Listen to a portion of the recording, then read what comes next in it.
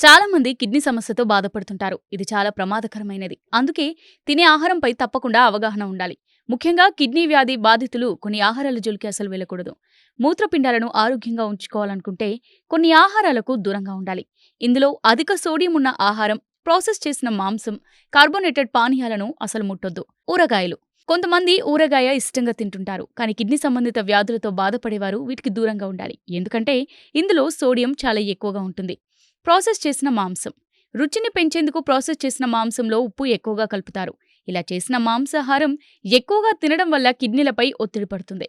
ఉప్పు చాలా మంది ఆహారంలో అధిక ఉప్పును ఉపయోగిస్తుంటారు. కానీ దీని వలన బీపీ పెరగడం, మూత్రపిండాలపై ఒత్తిడి వంటి సమస్యలు తలెత్తుతాయి.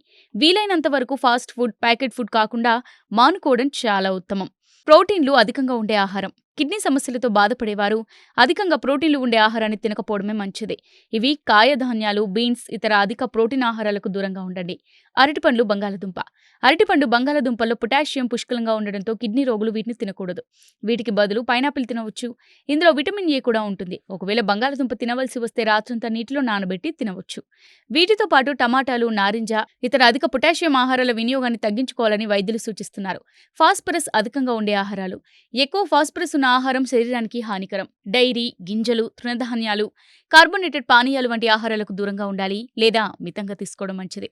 ఆక్సలేట్ అధికంగా ఉండే ఆహారాలు కిడ్నీలో రాళ్లను అభివృద్ధి చేయడంలో ఆక్సలేట్లు ముఖ్య పాత్రను పోషిస్తాయి. బచ్చలి కూర, దుంపలు, చాక్లెట్ ఇలాంటి వాటికి దూరంగా ఉండడం మంచిది. కెఫిన్ శరీరాన్ని డిహైడ్రేషన్ గా మార్చి రక్తపోటును పెంచుతుంది. ఇది మూత్రపిండాలపై ఒత్తిడిని కలిగిస్తుంది. కాబట్టి వీలైనంత వరకు కెఫిన్ కు దూరంగా ఉండడం మంచిది.